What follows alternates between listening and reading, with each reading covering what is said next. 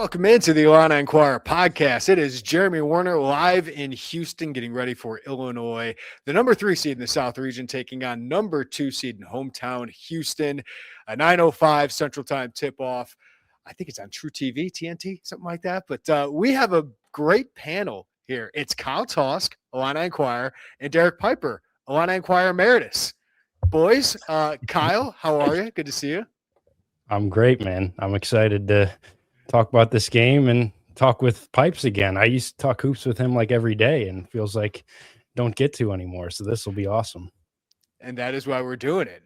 Piper and I have talked hoops. Kyle and I have talked hoops. Kyle and Derek have talked hoops. So why not bring the trio together? And Derek Piper, the original, now with the successor in Kyle Tausk. So Derek, welcome in, buddy. How are you? I'm doing great. Honored to be on with my partner and my protege. So it is the guy that I worked for and the guy that took my job. So, but yes, no, it's a lot of fun, and this has been a great ride. Can't wait for Thursday night, and you guys have been killing it as expected, and I'm excited to talk ball with you guys for sure. First of all, Derek, do you miss this? Do you miss the grind of NCAA tournament coverage? Because there's a lot of positives to it, but man, it's a grind. I've been following some of your guys' tweets about the lack of sleep you've been getting. Certainly, jealous of the adventures you get to have on the road, the cool places that you're at, and the environments, and I'm sure you're in for a treat on Thursday night. But the lack of sleep, the travel, no, I'm not missing that. So I like my schedule that I got going on right now, and certainly, yeah, there's give and take for sure. Yeah. Did you actually get to pull out the quad box on YouTube TV and watch the tournament for the first time? Yeah, I have. It's been different, but yeah, I think that, and watching games with my son has been a lot of fun. He, by the way, this week he's calling himself David, so he won't go by his actual given name, Cade. He wants to be called David, and for good reason. So yeah, that's been cool. But watching the tournament has been a joy as well, kind of kicking back and being able to see the whole landscape. Does he have the Merc jersey? Is he growing out the Merc hair? Which, by the way, it looked like he had Andre's oil in it today. Merc, usually he's just coming out with it everywhere. Today looked like he had the Andre look. Yeah, no, I mean, I think my son can roll out of bed and get something close, probably. But he actually has a Tommy jersey because he has long said that Tommy's his favorite, but he is riding on the Merc bandwagon here recently. So we have to look into that. He's got the poster in his room. He's a big fan of this team. He rides and dies with this squad, so it's been cool to watch that. Well, if he's got that Tommy jersey, tell him to keep wearing it because Tommy's playing pretty well in the NCAA tournament. And what Cade think of the Z dunk? Did he go nuts with it? He did, yeah. That's his guy. He's a little upset that as the guy that he's been calling Batman isn't wearing the mask anymore. He's like, why did Batman take off his mask? He loses superpowers. So, but yeah, no, that was incredible. The athleticism of him, man, is a lot of fun to see, and the block, getting out in transition. We were talking today, how fast he got end to end was pretty incredible. In addition to just soaring through the sky, so that was a fun one, and yeah, definitely some oohs and ahs, as I'm sure in a lot of living rooms and courtside as well for that one. Kyle, anything you want to pick Derek's brain at before I dive into this? I got basically a roundtable. I'm going to let Tausk and Piper cook here. I'm just going to set it up for them and let those guys break down Houston and Illinois. But Kyle, you got anything with Piper before we get into it? I'm curious what it's been like to be a fan that's online that gets to just spout off takes without everyone having to listen to them after every game. Like, it's got to be a different experience, different seat to be in.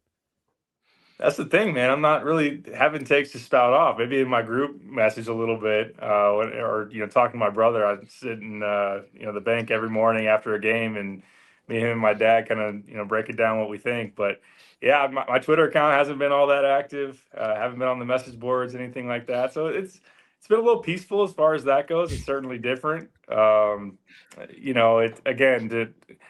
circle back to watching with my son. It's just really cool to enjoy that from see the way that he's growing his love for basketball and for this team. And it reminds me a lot of myself when I was young, of just falling in love with the Illini and that whole kind of thing. So actually last night we were watching, he he wanted to watch Illinois. I'm like, Illinois doesn't play till Thursday, so we threw on the replay of the VCU game, and then we stumbled into the Journey special on Kylan, then the one on Tommy and Z, and then the one on Keaton after Purdue, and he's just amazed and enthralled with all of it. So it's kind of, I'm still learning, honestly, how to be a fan again. Like I feel like I'm so schooled and coached into like, all right, measured takes, very, be critical and have a critical eye and everything like that. And I don't think that it's ever going to come away from me, but I'm still kind of learning how to be a fan again. But it's been fun. It's been fun, and certainly there's nights where I wish I was sitting next to Joey and Jeremy, because I love those guys and love the experiences. But no doubt that it's been rewarding on this side of it too. So it's been a fun season to watch unfold from this side. Watching in front of the TV and everything. Derek, as a dad, you're hitting my feels, but I do love that. Like you got out of this and you got out of it. Like I respect the heck out of that. I'll just say that much. All right, let's dive into Illinois, Houston, boys. I just got a list of questions, and I'll let you guys go each. Kyle, I will start with you here. How would you grade Illinois' performance in the first weekend in Greenville? I'm going to go A+. I mean, I a 35-point round of 64 win, 21-point round of 32 win. I don't think you could ask for a whole lot better. And I get that the opponents, the draw broke right, and it's two mid-major teams that you should be doing that against. But I thought you got a little bit of everything you wanted to see from Illinois in the first weekend. In the first game, it was an electric offensive performance, one of the most efficient halves in tournament history in that second half, 9 of 14 from three. Everything firing on all cylinders. And in game two, you get an elite defensive performance. You hold a pretty good offense to 55 points. And that was as well as I think I've seen Illinois play on that end in a long time. I think individually, you got contributions from just about everybody on the roster. Whether it was either one of the games, I think each guy kind of had a moment in one of those two games that contributed to it. And, I think you could pick nits about the two runs they gave up in the first half in each game, but I think you're really kind of nitpicking with that. I think that as a whole, with what we saw from this team, and to get two blowout wins and kind of flex their muscles against two inferior opponents, I couldn't have probably drawn it up much better going into the weekend. So I'm going A+. All right, Derek, what do you got? I'm gonna go B+. I'm gonna be the guy that's maybe being a little too critical here. Yes, you won by 25+ in both games. I just look back at that first half against VCU and get a chance to see it for a second time yesterday. I think that if you're playing Houston in that, I know it's hard to maybe carry that over, but the way you were loose with the ball against pressure, the way that you kind of relied on getting some of those second chance, third chances against VCU that Houston's just not going to give you.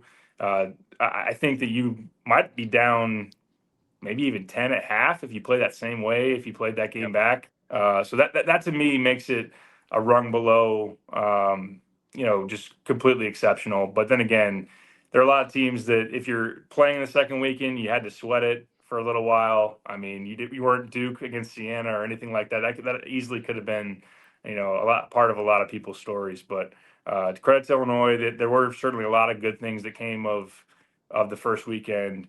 We'll talk obviously about some of the more encouraging things and whatnot, but I think just the way you played in that first half against VCU to me is a little concerning, especially the turnovers and how loose you were with the ball. Yeah, I don't mind that. If I was grading, it'd probably be 93, 94, which is like right there around A minus, whatever it is. But I did like the mentality of the team for 75 of the 80 minutes. There were a couple lapses there, but I thought they were physical and I thought they built some confidence. So that's the most important thing. I think they would have beat North Carolina if North Carolina was there. I thought they were playing well enough for that. But there were a lot of encouraging player performances over the weekend. As you said, Kyle, I think everybody had some good moments. But Derek, for you, who was the most encouraging Illini player performance from the first weekend? Yeah, I would say that Merck was the most impressive. Tommy, to me, was the most encouraging because you know how important he is to this team and you've needed him to get right. And the fact that he's coming off a double-double performance, he hit multiple threes in that VCU game. I was looking it up here earlier today that it had been more than a month since he had a game where he made multiple threes. And this is a guy that obviously that's a huge asset for this offense. So needed him to get right. And I think that he played with a little bit more energy, a little bit more of the hustle plays he was making here in this first weekend than he did in the weeks leading up to it. Because I thought some loose balls that he was able to get to, or just he had a block in that VCU game. He just played with a little bit more life, a little more activity than I thought he had here of late. So to me, coming off the version of Tommy we saw against Wisconsin in the Big Ten tournament, he had 2 rebounds and really was largely a non-factor. I think the way that he played, and you hope that he's getting momentum back. And look, one more thing I'll say about the threes. I mean, this is a guy, not that anybody's forgotten, had 9 threes in 2 games in the NCAA tournament last year too. So getting a little bit of that swagger back is really important. And to me, that's very encouraging for Illinois. And hopefully it's something you carry over to Thursday night. How about you, Kyle? Tommy was my answer as well. I think that was the most encouraging for sure, especially the last 3 halves that he played. But for the sake of podcasting, I'll throw a different answer in there. I really like Kylan Boswell's weekend. I thought it kind of went under the radar, but I was really encouraged, especially defensively, with the way that he approached those 2 matchups against TJ Power in the first game, holds him to 6 points on 8 shots. And then in the second game, a really inefficient night for Terrence Hill, who was coming off a 34-point performance against North Carolina. I thought he was great defensively in both games. That's such an X factor in this tournament. It was coming in, was Kylan stepping up as kind of the defensive ace of this team, taking on those top assignments. And I thought he excelled in both of those. And he just quietly was pretty productive, like 13-3-1 against Penn, 12-4-3. Good decision making, helped take some pressure off of Keaton Wagler at times in that VCU game, and their pressure, bringing the ball up, initiating offense. I just really liked his mentality, and I just think you need him with all the experience that he has, and obviously how important he is defensively. That's the type of Kylan Boswell that you're going to need on Thursday night and this weekend. And also quietly 3 of 8 from 3 too. Got some threes to go. If he just cuts out a couple of the step backs that are unnecessary, he actually shot it pretty decently too. Those are 1 and 2 for me. I mean, it's obviously great to see Keaton and David kind of translate it to the NCAA tournament, not be afraid. I never thought that would be an issue for them. But Andre Stojakovic, I thought, was another one. Just seemed so happy. He just seemed to be really bought into his role, which at times late in the season, you're wondering, where's this going to go in the future? Where's his head at right now? But that guy seems to be really enjoying the moment, and they're going to need him, obviously, against Houston and any further that they would go. Illini fans, we're proud to announce that Game Day Spirit is back as a sponsor of the show. Most Illini fans should be familiar with Game Day Spirit, the official fan store of the Fighting Illini, selling the best Illini gear in town or online. They're coming back at the perfect time with March Madness in full swing, and they're offering an exclusive discount for you, the Illini Inquirer listener. Get 15% off your next purchase with them online at GameDaySpirit.com when you use the code Illini15 at checkout. Head over there, check out their selection of men's and women's basketball designs and NIL jerseys to support your Fighting Illini basketball teams through March. You can visit them in store in Champaign at the corner of 6th and Green in Campustown, or Neal and Kirby in Champaign. Be sure to use the Illini Inquirer exclusive discount code for your next online purchase. Some exclusions do apply, but use code Illini15 at checkout at GameDaySpirit.com.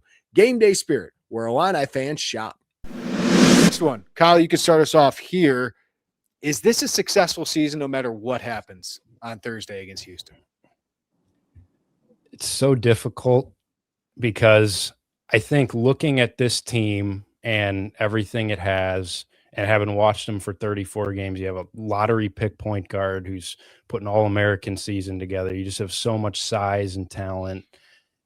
I think if you're just asking me where I feel like this team should be at the end of the season, I would say the Elite Eight at least, because it's been, I think, a top 8 team in college basketball for most of the year. I think they've had that ceiling all season, and they're certainly capable of getting that far and potentially competing for a Final Four. At the same time, I think you're like, if Illinois loses a really competitive game to Houston in Houston on Thursday, and that program, it's made 7 straight Sweet 16s, you can't call that a failure of a loss. Like, that's just, it happens. It's a really good team. Like, I go back and forth on this. I slightly lean no, because I think this team had much higher upside than a Sweet 16 exit for most of the season. And I think, with the season you got from Keaton Wagler and just how much talent is on this roster, I think it probably should go at least a round further than that, but just a really tough matchup here this week. And I think this is a Final Four caliber game that you're happen to be playing in the Sweet 16. So a competitive loss, I don't think you can call it a total disappointment or failure if that does happen. I know I didn't really answer the question, but I would lean no. I would lean no slightly. That's kind of why I asked it. It's a really difficult question to answer. What would you answer, Derek? I have similar conflicts and think about it very similar to Kyle. I do think, and he said it there, the vibe of the last game, when it is over, it does carry over into just the lasting way we feel about a certain team. I thought about this, and I know it's not the same in terms of expectations or anything, but when Illinois in Gross's first year lost to Miami and the way they lost, and I think it people appreciated how much of a battle that was, how close they were. You're a play from the Sweet 16. Again, that the expectations going into the year for that team versus this year's are totally different. But I think also on the flip side, there have been some Brad Underwood losses in the tournament that have just been complete duds. Like you've had dud performances, you've just completely looked outclassed, like you did last year against Kentucky, or you just have kind of looked lifeless in some of these when it has been your time to go out. I mean, obviously UConn, you got outclassed, but it was the Elite Eight. So I think if this is an all-out war and you lose to a really good Houston team, like you said, in their backyard, like I think that will factor into kind of how we feel. I think that you'd be more apt to say, okay, this was a pretty darn good year for Illinois. Like you're making it more regular that you're getting to second weekend, which is where Illinois should be. You know, the regular season success that they've had, the rosters that they've been bringing in, all of what Brad has put together for this program, it should translate into regular second weekend trips, and this is helping that resume be built there. At the same time, I think that if it isn't a very competitive game down to the wire, if it's a very convincing Houston wins, they're better than you, they're more athletic, they're more physical, I'm gonna have some questions about going forward. Do we need to see Brad change some things, tweak some things in terms of the way he puts this thing together? Also, one of the stats is, and I know there have been a ton of overtime losses baked into this, but if you lose this, no matter how you lose it, you lost your last 6 against top 30 teams. So that's something that you could look at it and say, as this team got looked at as an elite team, a Final Four team, a national title contender, like they were maybe a little fraudulent in that regard, especially if they don't compete, closely with Houston. So there's a lot of ways you could slice it, obviously. But that's something that I think about is, how are you measuring up against the best of the best? And if you aren't in that against Houston, you're going to have some questions about the way you played against Michigan, the way you couldn't finish games against really, really good teams. And that's something that we'll obviously be judging based on the way it could go. Yeah, it's hard to say that's not a successful season when it's a top 20 percentile, like 80 percentile season in Illinois history, of modern history, like 10 Sweet 16 appearances in the last 50 years, right? Lou Henson went to 4 of them. Bruce Weber went to 2 of them, right? So like just that in itself, it's like, yeah, this is one of the more successful ones. And I think Houston is a really tough draw in the Sweet 16, right? Like I think we all know that if Houston wins probably on Thursday, they're probably going to win on Saturday. I think they'd be the best team in this region. You never know what can happen, but that's a really tough draw in the Sweet 16. And I agree with you guys. If it's a war, if it's a 1-2 possession game, or it's a 1-2 possession game in the final moments, and maybe Houston wins by 7 or something like that, like you go into the offseason feel like that was close, but you'd also go into the offseason being like, that was a team that had the chance to be one of the best teams in Illinois history and just didn't quite get there at the end of the year. That stat you just said, Derek, of the top 30 teams. Did it just take Keaton Walker going out of his mind at Purdue and at Nebraska? Is that what that season that we got so high on that team because of that? And maybe it just wasn't replicable, but I still think it wouldn't be a failure of a season. It'd be a tough draw and a tough end of the season, but it still would feel a little incomplete if this team doesn't get to the Elite Eight, because it just feels like, Kyle, and I'll go with you, like it just feels like this team is capable of making a Final Four. So that's how it would feel like. That was a good year, really good season. They got to the Sweet 16. Not a lot of teams do that, but still it just felt like they had a little bit more. When it's like that Elite Eight team a couple years ago, I don't know if they had more. Like in that bracket, it's just UConn was going to beat them.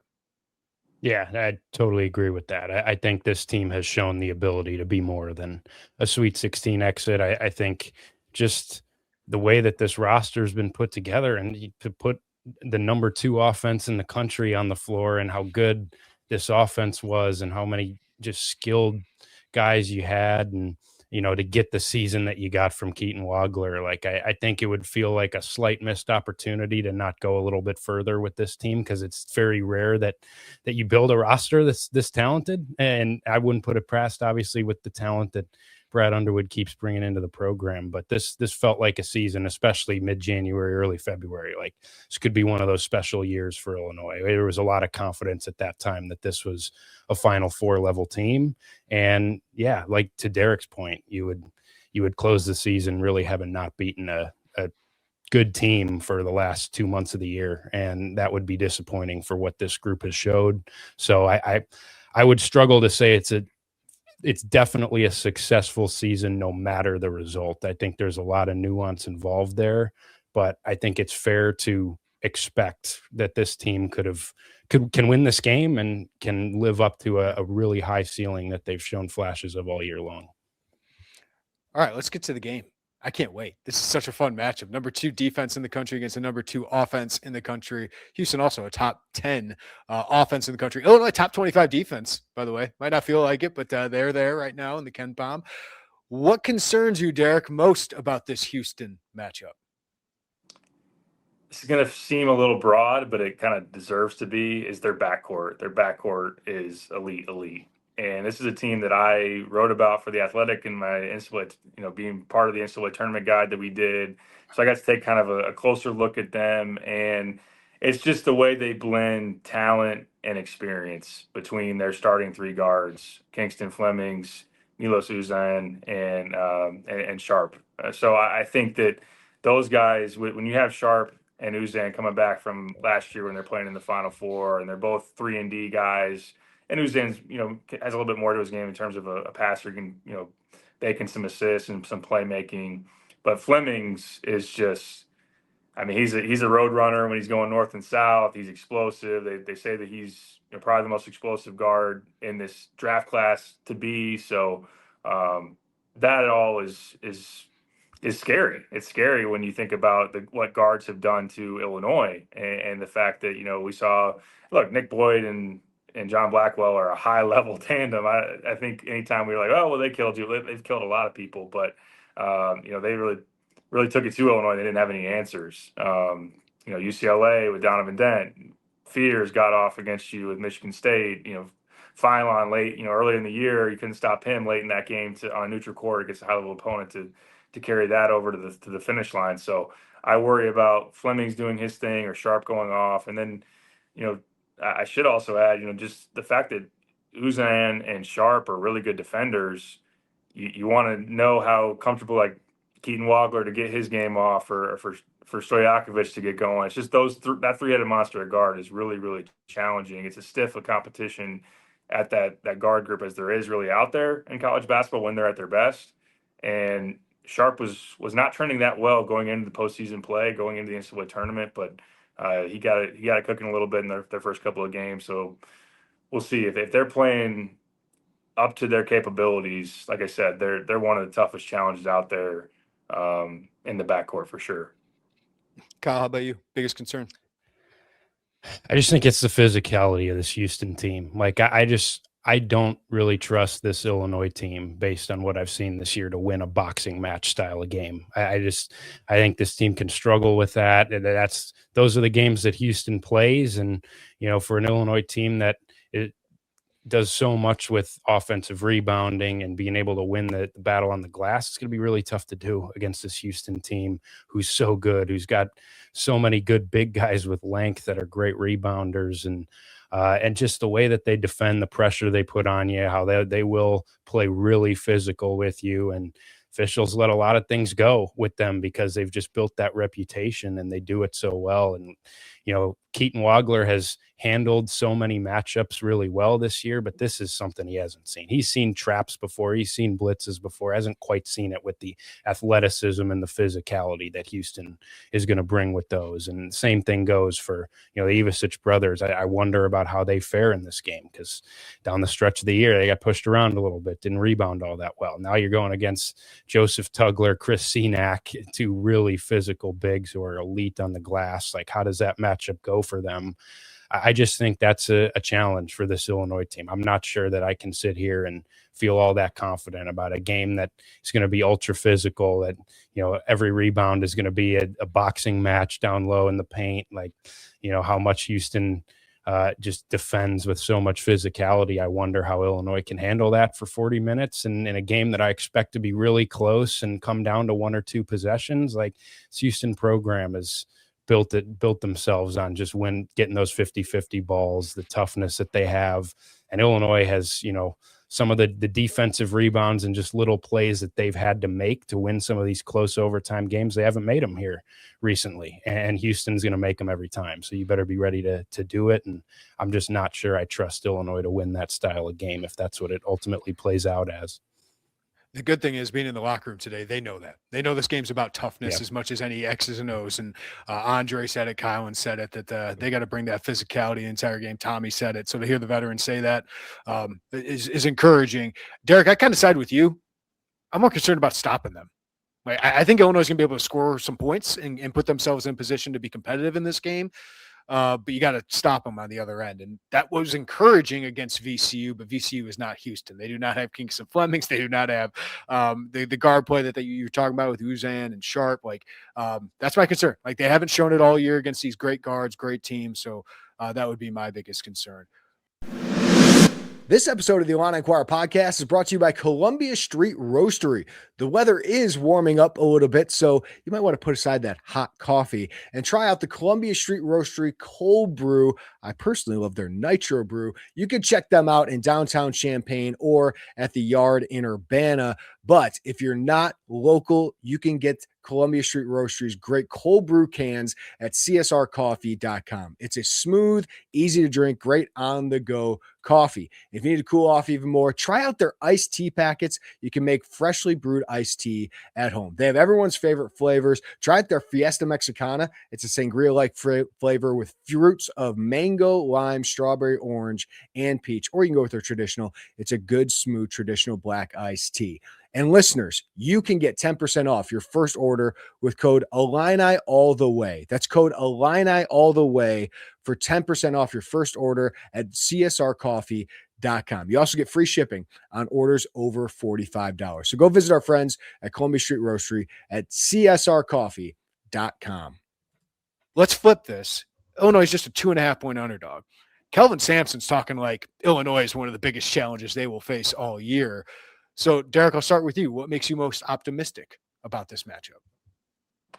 I think when you really dig into Houston has an elite defense. So you look at the metrics, they're a top 5 unit.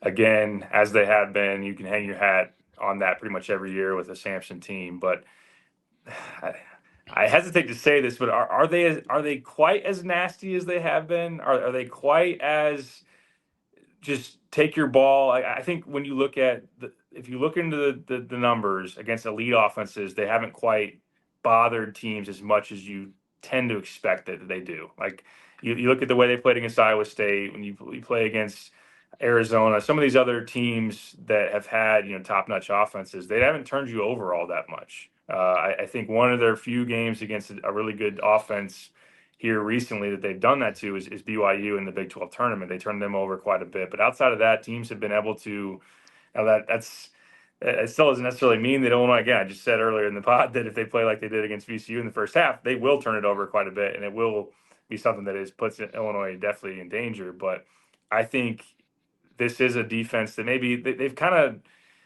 I think in the roster building, Sampson, I talked about the guards, they've conceded a little bit of maybe some of the athleticism, some of the junkyard dog to get more shooting, because it's been a team in the past that they're out in the tournament has been, well, one of these games they'll go 2 for 20 from 3, and they'll just be done. They won't be able to get, they could get 40 offensive rebounds and what have you. It just won't be enough. Well, they can shoot it a lot more, but they're not quite as rough and tumble as far as that goes. And look, they'll clip this up and they'll play us in the locker room. You know how they Way to go, Piper. they put it out like when Jeremy said that thing about that mean thing about Mick Cronin, and that became a thing. So, anyways, I actually, last note, I did look back at the 22 game that you played against them in the tournament, and they turned it over 17 times. I don't know that Houston's doing that to you. You better hope not, but I think that their profile, how they've been again against elite offenses, hasn't really been up to their same caliber. Obviously, they're a lot more supercharged offensively than they have been, but that's something that encouraged me. If Illinois takes care of the ball, they'll get a chance to get their threes up. This is a defense that gives up 3-point looks, and actually a decent chunk of second chance points, which Illinois can obviously generate as well. Scott, what's your biggest reason to be optimistic that Illinois can get a win? I'll piggyback off that real quick first and say, like, I think one of the things that makes me optimistic, while maybe Houston isn't quite that same nasty team that has turned a lot of good offenses over, like Illinois hasn't turned the ball over this year either. Like I trust Illinois' decision making and ball handling. I think was looking up and wrote in the preview, like Houston's 19-0 and they've turned a team over 13 or more times this year. Illinois only hit 13 turnovers 3 times all year. Like I think it's going to be tough for them to get a lot of those. But I think the thing that makes me most optimistic is the shooting and the skill that Illinois has, particularly in the front court. Like I think you need bigs that not only can make shots, because I think they're going to get a lot of them against this Houston team that traps you and is in rotation all the time.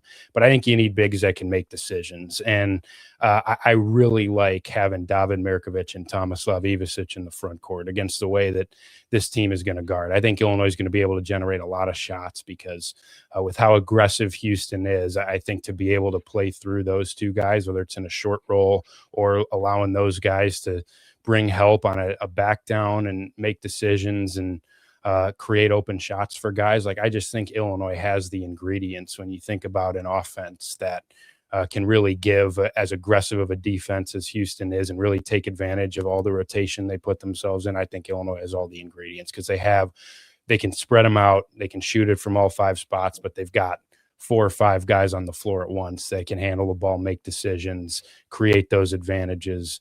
I think that's going to be a huge key in this game, is kind of weaponizing that front court as decision makers, processors to create those advantages that Houston's going to give up. And I have a lot of trust that those guys are capable of doing it. And I know Houston's a different animal, but when teams have trapped Illinois, they've played pretty well out of it. Like when they blitzed people, Keaton Wagler, David Mirkovic, those guys have passed really well out of it. Now you got to do it at a different level. And need Jake Davis and Ben Humrickhouse and Tomislav Ivicic to make those shots. But that's the one thing where I'd be most encouraged by. All right. We can go individual player, Kyle. Which individual Houston player concerns you most?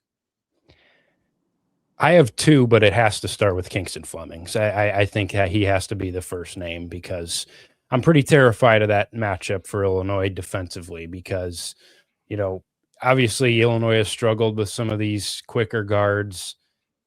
You know, all respect to Nick Boyd and Jeremy Fears and Donovan Dent, all those guys that have given Illinois problems. Kingston Fleming is better than all of them. Like, this is the best guard I think Illinois will have seen all season long. It's projected top 5 draft pick, elite athlete, can leave you in the dust off the dribble, this quick twitch. Like, I just think it's such a tough matchup. And I like the mindset that Kylan Boswell has brought, and I do think he can handle the matchup from a mentality standpoint. I just think the way that he guards, it's a really tough matchup for him because for as much as he's slowed down some of the bigger, not quite as athletic guys, especially over the weekend, like I just think these really ultra quick guards are the ones that have given him trouble. And that's just not for as physical as he is and how much he relies on his strength and being able to get up into guys. I just don't think that's necessarily going to bother Kingston all that much with his speed. So, but even beyond just Kylan, like the way he comes off screens, the way those big set screens with their length and size, like it's so hard to contain him, stop him from getting to those mid-range pull-ups, keep him out of the paint. I just think that's a guy who could wreck the game and go for 25, 30 points on Illinois. So I'm very concerned about Illinois' ability to keep him in check. especially with Tommy and drop coverage, right? Not the Right. quickest footing guy as well. It's where a Trent Frazier could come in handy. Derek, anyone outside of Fleming's? I was going to go Flemings, but I think you can make a good argument about a couple of different guys in the starting five, and I'll give you JoJo Tugler. And Yep. Yeah, that's who I I think like. back- That's what I had. I think back to the first time I saw him. He playing EYBL circuit. He's on, I think, Houston hoops, and just the way that he's playing, running the floor, above the rim, the toughness plays, and just like The player throwing Illinois people has off not him. had. The Yeah. player Illinois has never had. Yeah, right. And I knew nothing about him, and I looked him up. Look up his number, and search him in Google. Like, oh, he's committed to Houston. That makes sense. That makes a lot of sense. So, I mean, just in a game that could be tight down the stretch, and certainly is supposed to be based on the way that you think about these teams and the line and everything. Like, he's a guy that could just get a back-breaking offensive rebound or five. As you're playing in those final minutes. I think the physicality of him against Tommy, against Z, I worry about. We saw what Merez did to you. Merez came to Champaign and punked you and beat you up. I guess Illinois did have one of them, for a year. Yeah, that's true. That's true. Yeah, actually, you're right. I forgot about that too. Yeah. What Merez did to you, JoJo Tugler could do some similar things. As far as just kind of bully balling you around the block, and he's not super offensive. He's not offensively polished at all. I shouldn't say. He's not a guy that's going to maybe kill you a lot with points, but it's some of those second chances, it's some of those effort plays, it's some of those above the rim on a lob or whatever it might be. And then defensively, like I could see him being a real problem in the way that he's going to help potentially bottle up Keaton Wagler and he blitzing screens, and maybe being a guy that gets his hands on some passes out of it, and the way that he's just going to cover a lot of ground. Like, he scares me in terms of the way he can wreck a game on that end too. So very athletic player, extremely high motor, very tough. He's a guy that Illinois has to be up to the challenge for in the front court for sure.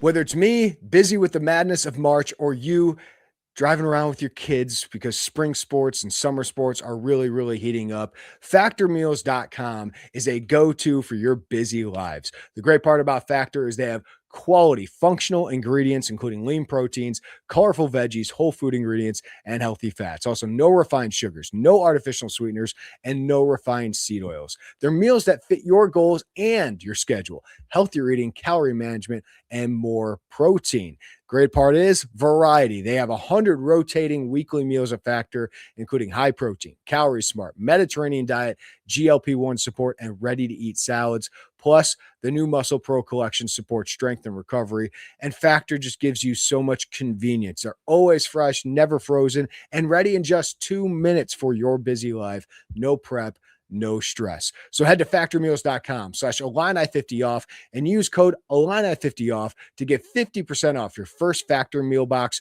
plus free breakfast for 1 year. Offer only valid for new Factor customers with code and qualifying auto-renewing subscription purchase.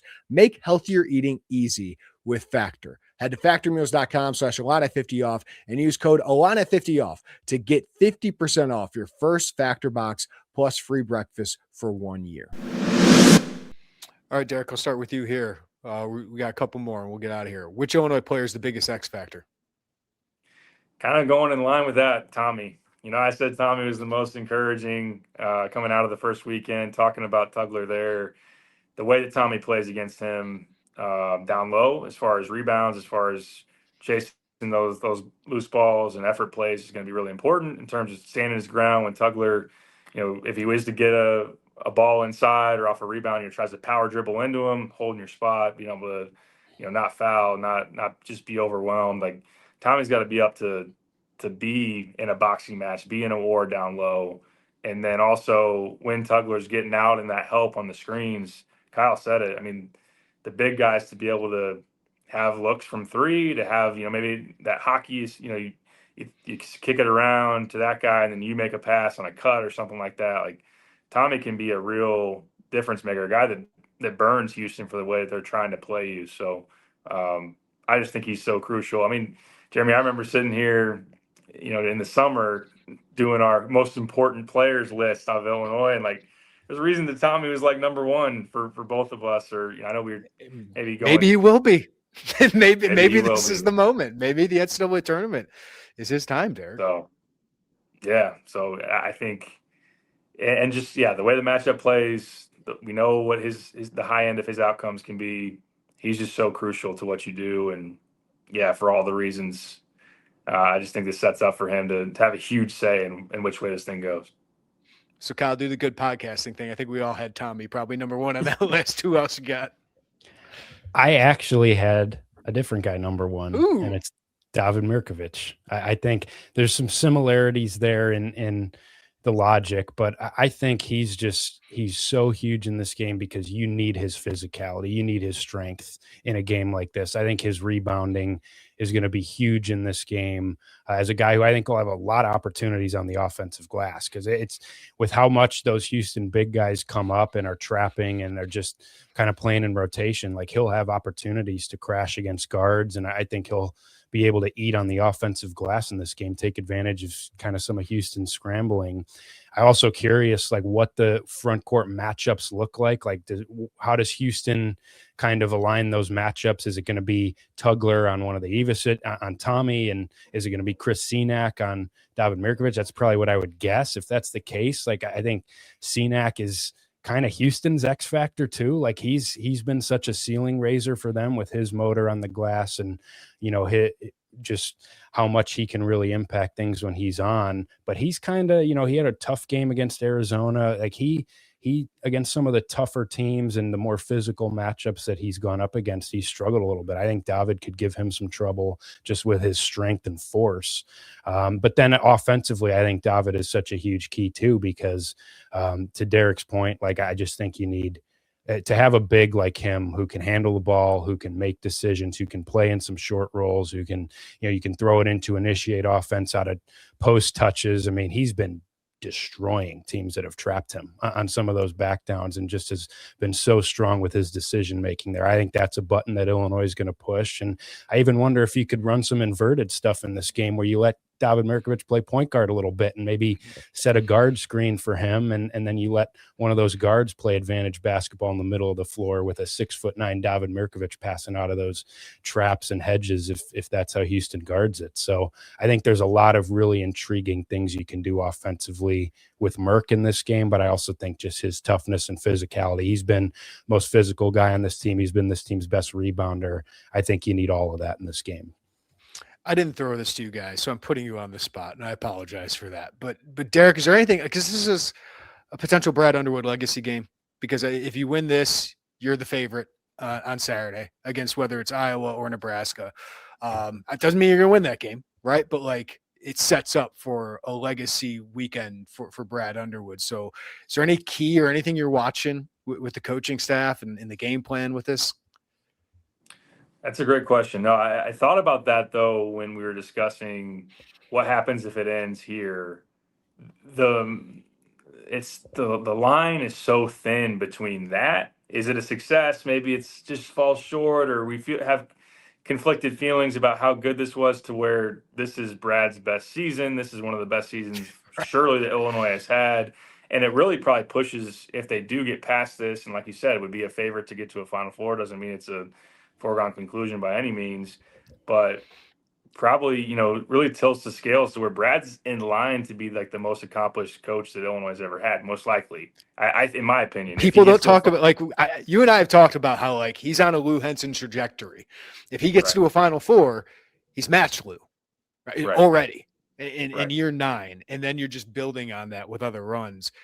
We'd be talking about Brad is, yes, that guy. So I'm glad you brought that up. Yeah, I think if he gets that Final Four, like you said, like the way the trajectory is and the momentum that he has, and the way they've been able to build rosters and everything, he would be expected to, with a couple more years, keeping the status quo, to be that, in my opinion, probably the most accomplished coach that Illinois has had through his tenure, if he gets to that Final Four. So that's where this is so massive. In terms of watching from him, I think certainly whenever you're talking NCAA tournament, you're talking, key moment for Illinois, people want to know about adjustments. People want to know about, in the moment, what if Sampson throws this at you that you haven't seen, or this is working for Illinois and then they try to take it away, or whatever it might be. Like, that's one knock on Brad that's been there, is not being able to, in the middle of a game, be able to flip that switch and change the momentum or take something away or make an adjustment on the fly that, like, it didn't happen against Loyola. I know that game probably gets brought up maybe more so than it deserves to be or whatever it might be. I think calling a timeout is something that I've even thought we talked about in the That's group my biggest one. Like I actually feel Derek, this has like been his best year of adjustments in game, but like the timeout in that middle of the first half run, like give me one of those. I don't know why he's not doing it. I don't know. Even in the VCU game, I know you're about to go into a media, and Brad, I think kind of it's the cardinal rule is, don't burn one of your timeouts when it's about to be a media timeout. It feels like there's been times where he's let it go a little bit too long. So I think all of that's under a microscope in a game like this, when the margins are so slim, that he's got to help you against one of the very, very, very best coaches out there in Kelvin Sampson. Kyle, you got anything else to add?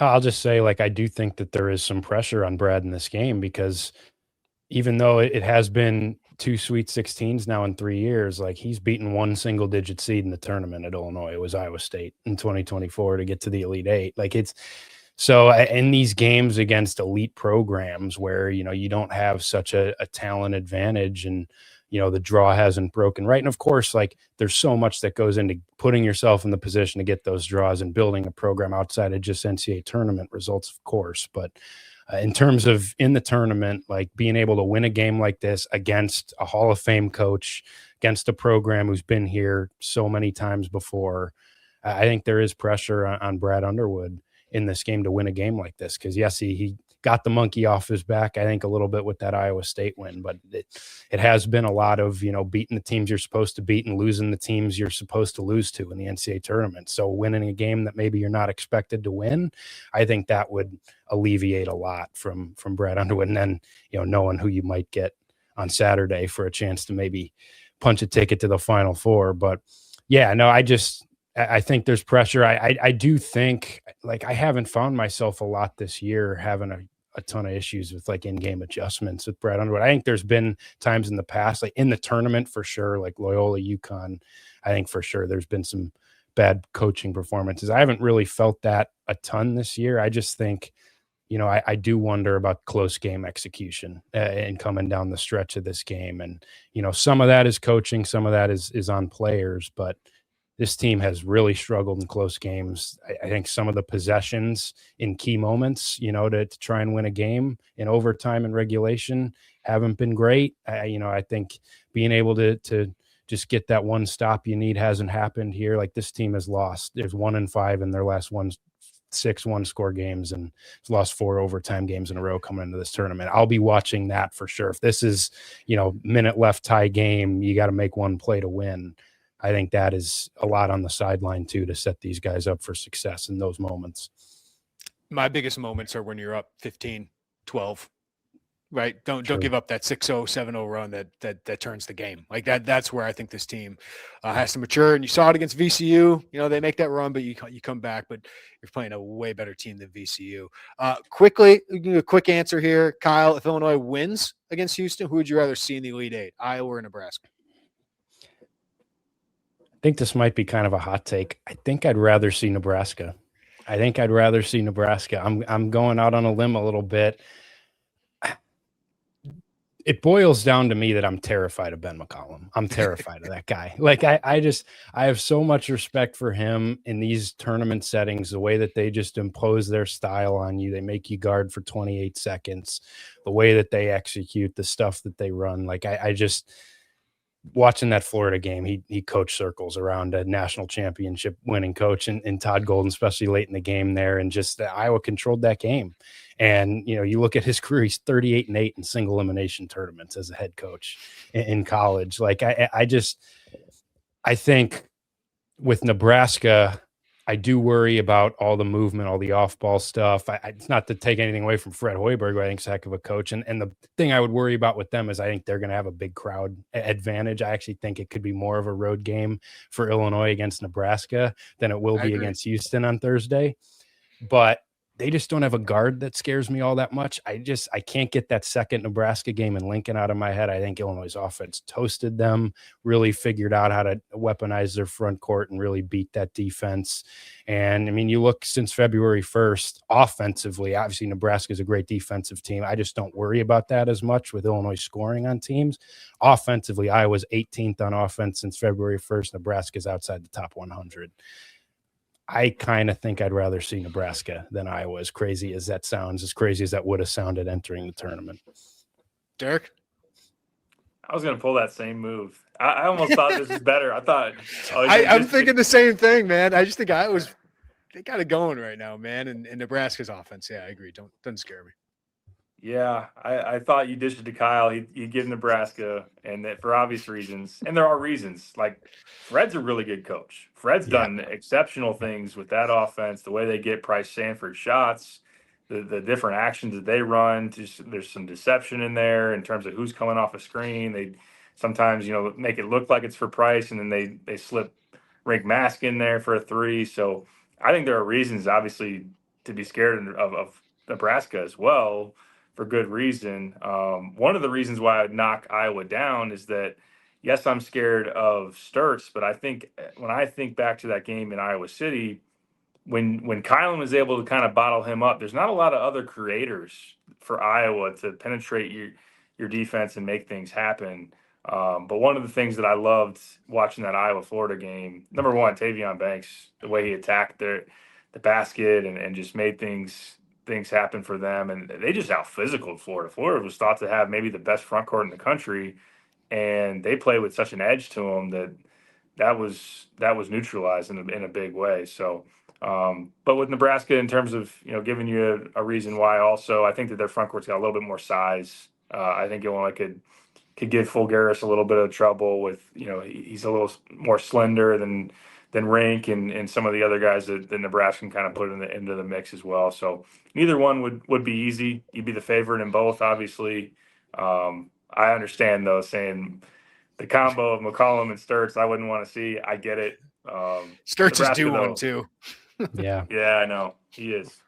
So I'll go Nebraska because, they got a really, when they're going, an offense that's hard to contain and good actions and all that. So, all right, we got to get Derek back home to his family. We need to get Joey Wagner to a burger and a beer potentially. So the last one, Kyle, if you want to throw it out there, you can, but people can wait for your preview and picks. No 3 keys and a nap for Derek tonight. I'm just going to have him do the prediction right now. Derek, who you got, Illinois or Houston? Oh, man. 3 keys and a nap was where it was at, man. The naps at the desk in the hotel, not always as good. And number one, I'm telling you, I'm sitting at the hotel desk right now. Derek looks mighty comfortable. Yeah, I know, right? Can I call myself out here? So the last time Illinois played Houston, I'm actually I think you guys are getting a better deal. Well, maybe not. The night after the game tomorrow night will be obviously very, very late for you guys. But when they played Houston 11 a.m. in Pittsburgh, I would have wished that was a night game, because the night before, I think I was at the Pittsburgh casino till about 3 a.m. I won't out any of the other people that were with me, but that was an early arising for yours truly. So that was tough. Anyways. I was not at that casino. I decided earlier that night I need to get myself home. You were not. It's already the old man of the group. Joey was not either. So, but anyways, that's tales of the past. As for now, I'll take Houston. I think that it's a matchup that bothers me because of the athleticism, because of the guards, because of you're playing in their backyard. I had, no surprise, I had this matchup in my bracket. I picked Houston. I was as surprised as many people that took Illinois to the Final Four. Honestly, just the form that they had the last couple of weeks down the stretch. They're certainly capable of it. Not having Florida waiting for you in the Elite Eight, if you do get there, is a huge win. What a huge opportunity. This team is capable, obviously, of bombing from 3. Houston gives up threes. You get them in rotation, and maybe you don't get punked, as I think Houston can do that to you. But like I said earlier, they're not quite as, they're not maybe as apt to turn you over, or as out physical you, maybe even as much as Michigan does. So, but I do think that Houston gets it done. Love to be wrong. I can say I'm cheering for Illinois. I will be with my son David back at home, and we'll enjoy this one. So would love to be wrong. Hope I get a chance. Maybe, hey, if Illinois is playing in the Final Four, that you'll ask me one more time to come on. But otherwise, yeah. If I were to pick it, I'd say it ends on Thursday night. Listen, I'm talking outside of both sides of my mouth. I had Houston in the Final Four when I filled out my bracket. I've liked this team all year, despite they've had some offensive woes at some points and hasn't looked quite as dominant as last year's team at some points. But I just love the way they play. I love that they got the guard. And there's a lot of matchup issues there for Illinois. But I think Illinois is way more well equipped to compete with Houston than they were 4 years ago. And I asked Brad Underwood about that today. He's like, yeah, we were playing through Kofi, didn't have as much size, athleticism, shooting, and they were hurt then. And Illinois is fully healthy now. And I think it's going to be one of those games, guys, where Illinois can make 13, 14 threes. You get them playing in rotation, don't turn it over. I think you get Ben Hummerkaus and Jake Davis and Tomislav Ivičić hitting these threes. I think Illinois has a real chance in this one. Houston should be a favorite, but I think Illinois wins. I think Illinois wins, setting up a chance to beat Iowa or Nebraska in the Elite Eight. Maybe I'm being homer now, but I just really liked what I saw last week in Greenville, and I think it gave them a lot of confidence. And I just like, going back to our conversation, that Kylan Boswell and Tomislav Ivičić kind of clicked at the right moment. So if that's the case, I think they got a real chance tomorrow night. I may as well give mine. Like, I'm sure most people listen to this on Thursday anyway. I took Houston. I had Houston in my bracket, and I'm still going with Houston. One score game. I think this is going to be the best game of the Sweet 16. Like, looking across I would be shocked if you look up and one team's up 10 with 3 minutes left. I think this is going to come down to the final couple minutes. To me, it just comes down to the fact that, brush off the Houston thing as much as you want. I do think there's a slight advantage there for Houston playing in Houston, but I think this Houston team, it's got veteran guys that were in the national title game last year. With what I've seen from Illinois in these close games where you got to get one 50-50 ball, one defensive rebound to swing a game in the final minute, I just trust Houston more to come up with that. So I lean Houston's direction slightly, but I was going into the tournament, I was terrified of this game, and I felt like, man, Illinois does not want Houston as their number 2 seed. I still think, obviously, it's really tough, but the more you dive into the X's and O's, I found myself a lot more confident in the possibility for Illinois. I can't quite get there. I have too much respect for Houston and the veterans they have on that team. I don't blame you. All right, this was fun, boys. Kyle, thank you. Derek, good to talk with you, man. Enjoy the ride. Enjoy watching the game tomorrow night with Cade. I will, man. I appreciate the opportunity to come on with you guys. Miss talking to you guys for sure. And you and Joey, you guys be good tonight.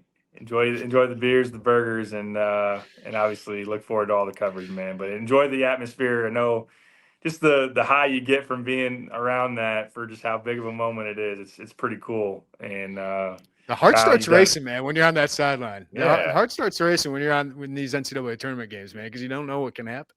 Absolutely. And Kyle, you've done an awesome job. Proud of you, and everything that you guys have been doing at Inquirer has been awesome. So I'm a fan of the team and of Inquirer. Looking forward to seeing what you guys got cooking going forward. So Illini fans, enjoy this moment, man. It's doesn't happen every year. You get a chance to play for so much this time of season, and yeah, it was fun breaking it down for you guys. Thanks, Derek. Thanks, Kyle. Appreciate it, man. Man, that was a lot of fun. Thank you to Kyle Tausk, Derek Piper. Great to get those two together and preview a monster matchup in this Sweet 16. We have so much coverage coming at IlliniInquirer.com. We've been able to catch up with so many people, so many parts of the Illinois staff, all the players. So be on the lookout over the next 24 hours for your lead up into the Illinois-Houston game. And then, of course, everything coming after it. We're here in Houston, 2 people deep, Joey and I, writing up a storm, working up a storm, and yeah, enjoying a burger and a beer potentially tonight. But we appreciate you guys for your support and allowing us to do that, to cover the teams the way that we do. If you haven't checked out our YouTube channel, Michael Tulip did a scout, a film breakdown, a personnel breakdown, the keys to the game for Illinois. So go check that out. It's on IlliniInquirer.com, but it's also on our YouTube channel. And if you're watching on YouTube, hit that like button, subscribe, hit the notifications bell. We appreciate you guys so much for doing that. Follow us, rate us, review us wherever you get your podcasts, and do check out IlliniInquirer.com for all the latest on Illini basketball, football, women's basketball, all of it. There at Illini Inquirer, 50% off a VIP membership right now, $60 in savings for your first year. But for Derek Piper, Kyle Tausk, I'm Jeremy Werner. Everybody have a great day. Take care of each other, and we will talk to you next time right here on the Illini Inquirer podcast.